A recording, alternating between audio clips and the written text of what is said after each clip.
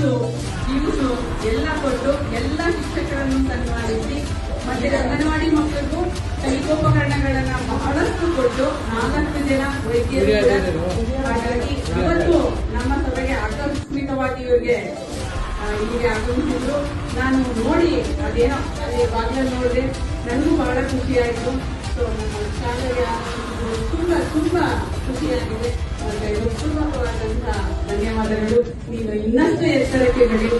ಮತ್ತೆ ಈ ಗ್ರಾಮೀಣ ಪ್ರದೇಶದ ಮಕ್ಕಳಿಗೆ, ಗೌರ್ಮೆಂಟ್ ಶಾಲೆಯ ಮಕ್ಕಳಿಗೆ ಇನ್ನಷ್ಟು ಸಹಕಾರವನ್ನು ನೀಡು.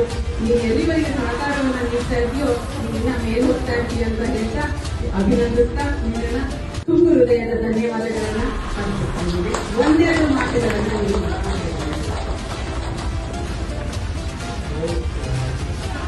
ರೀಸೆಂಟ್ ಆಗಿ ತುಂಬಾ ನೋಡಿದೆ. ಸೊ ಏನಾಗಿದೆ ಅಂತಂದ್ರೆ ಗೌರ್ಮೆಂಟ್ ಶಾಲೆಗಳು ತುಂಬಾ ಕ್ಲೋಸ್ ಆಗ್ತದೆ.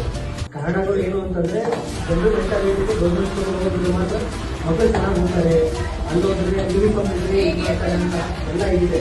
ಸೊ ಬಟ್ ಏನು ಅಂತಂದ್ರೆ ನಾವು ಗೌರ್ಮೆಂಟ್ ಸ್ಕೂಲಿಂದ ಓದಿ ಇವತ್ತು ಬಂದಿರೋದು. ಫಸ್ಟ್ ಪೇರೆಂಟ್ಸ್ ಮೆಂಟಾಲಿಟಿನ ಚೇಂಜ್ ಮಾಡಬೇಕು. ಗೌರ್ಮೆಂಟ್ ಸ್ಕೂಲಿಗೆ ಕಳಿಸಿದ್ರೆ ಮಕ್ಕಳು ಚೆನ್ನಾಗಿ ಹೋಗಲ್ಲ, ಪ್ರೈವೇಟಿಗೆ ಕಳಿಸಿದ ತಕ್ಷಣ ಆಗುತ್ತೆ ಅಂತ.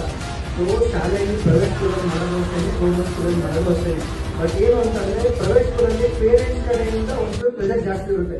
ಗೌರ್ಮೆಂಟ್ ಸ್ಕೂಲಲ್ಲಿ ಅಂದ್ರೆ ಓದ್ಕೊಂಡು ಸ್ಕೂಲಿಗೆ ಓದ್ತಾರೆ ಅಂತ ಇರುತ್ತೆ. ಸೊ ಪ್ರೈವೇಟ್ ಸ್ಕೂಲಲ್ಲಿ ಏನು ಅಂದ್ರೆ ಫೀಸ್ ಕಟ್ತಿರ್ತೀರ ಅವಾಗ ಮೇನ್ ಬಿ ಅಲ್ಲಿ ದುಡ್ಡು ಕೊಡ್ತಿರ್ತೀರ, ನಿಮಗೆ ನೋವು ಇರುತ್ತೆ. ಸೊ ದುಡ್ಡು ಕೊಡ್ತಾ ಇರ್ತೀವಿ ನೋಡ್ಬೇಕು ಅಂತ.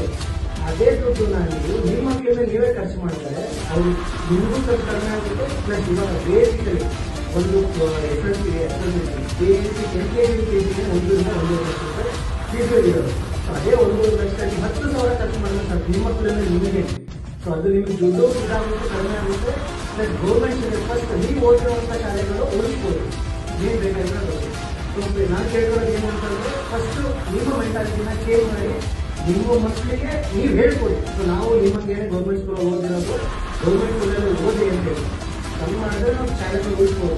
ಸೊ ಎಲ್ಲ ಕಡೆ ತುಂಬ ಶಾಲೆಗಳು ಕ್ಲೋಸ್ ಆಗ್ತಾ ಇದೆ. ಅದು ಕ್ಲೋಸ್ ಆದಾಗ ದುರ್ಬಾರ್ದು ಅಂತ ಹೇಳಿ ಮಾಡ್ತಾರೆ.